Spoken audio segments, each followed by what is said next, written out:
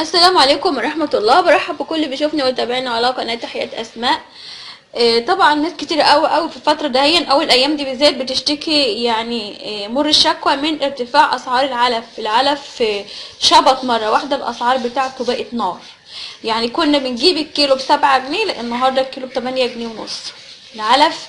يعني عشان تربي لك 10 فراخ بول هتصرفي قدهم يجي 4 5 6 مرات.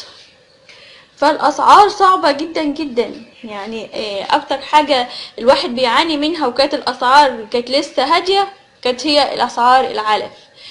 فالشكارة اللي كنت بجيبها ب65 جنيه اللي هي كانت ال10 كيلو كنت بجيبها ب65 جنيه، واحيانا كنت بجيبها ب60 جنيه. كان الكيلو فيها عامل له 6 جنيه اللي هي ال10 كيلو. لا النهاردة ما شاء الله الواحد مش عارف يجيبها حتى ب70 جنيه. فالاسعار بتاعتها صعبة جدا. هنروح للشكارة اللي هي ال25 كيلو. الشكارة ال25 كيلو النهاردة سعرها 180 جنيه. تخيلوا بقى. طبعا في شكارة 200 كيلو دي استحالة هعرف يعني اقف عند البياع وافكر حتى اني اجيبها.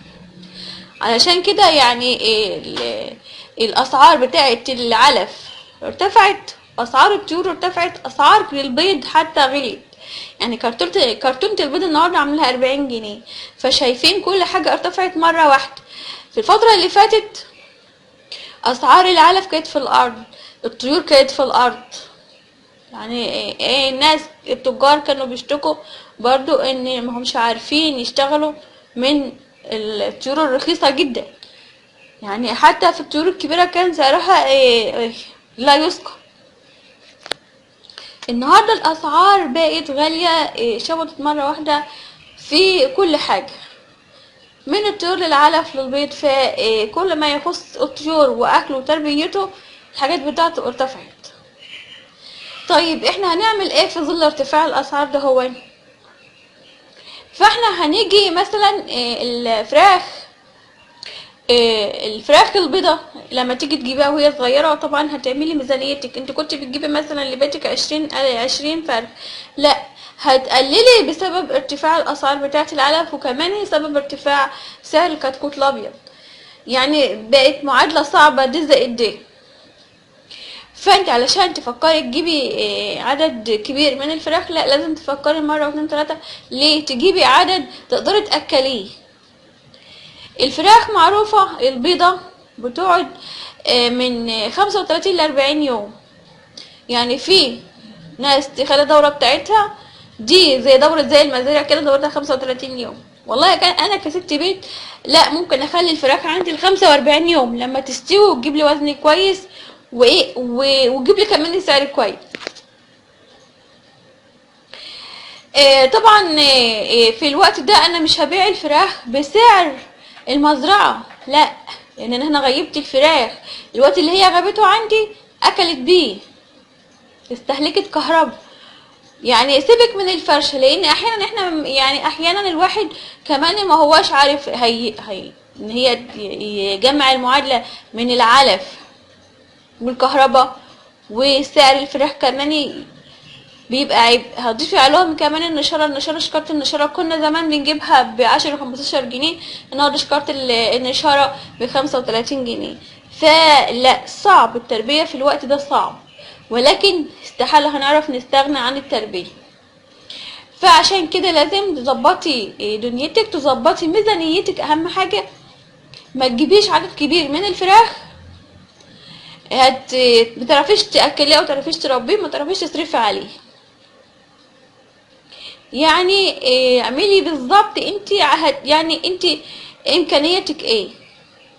طيب لو انا دلوقتي بربي ده شغلي اللي هي التربية هربي ازاي؟ والله انا كشغل يعني انا برضو لما هجيب فراخ معرفش اجيب حواليه بط، معرفش اجيب حواليه اي نوع من انواع التانية.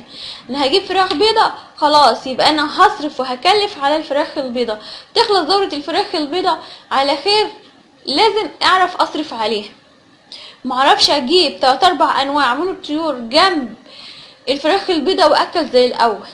ليه؟ ما هعرفش العلف غالي ودورة الفراخ البيضة بتقعد زي ما قلنا المدة بتاعتها طيب انت هتفضلي تاكليهم 40 يوم علف صافي؟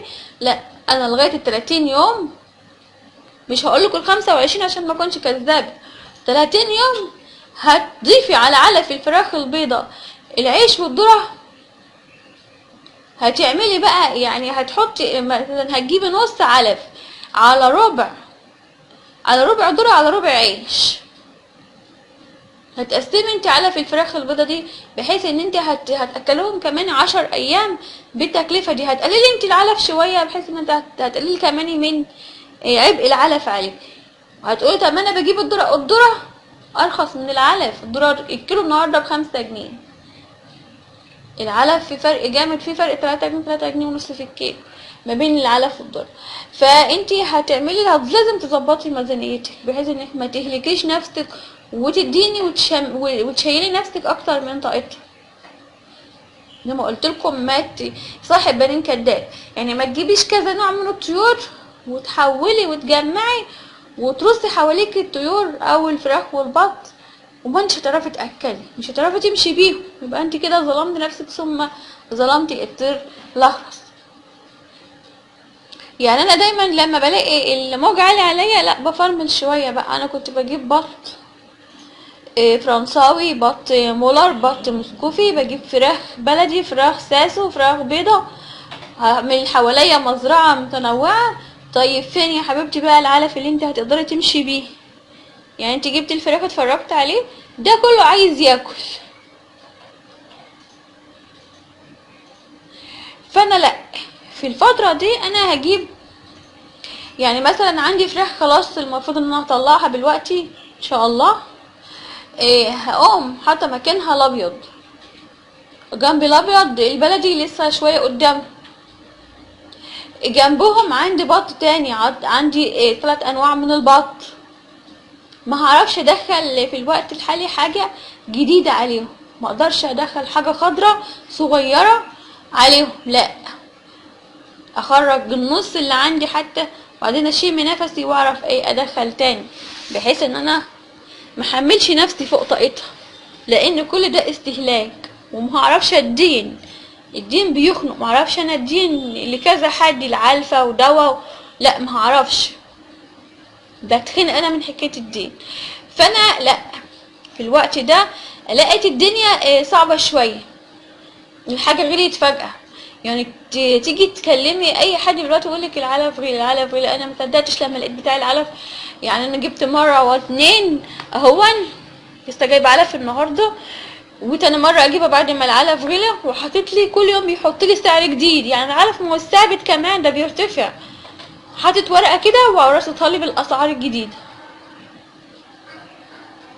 يعني مش حاطط لك حتى سعر الرده ولا سعر الكزب ولا سعر الرجيع، لا، ده حاطط لك سعر العلفه اللي هي اللي من 23% والوسط والخشن، 3 انواع. كل يوم يغير الورقه، يعني كل ما اروح الاقي الورقه متغيره باسعار جديده، يعني مانيش عارفه.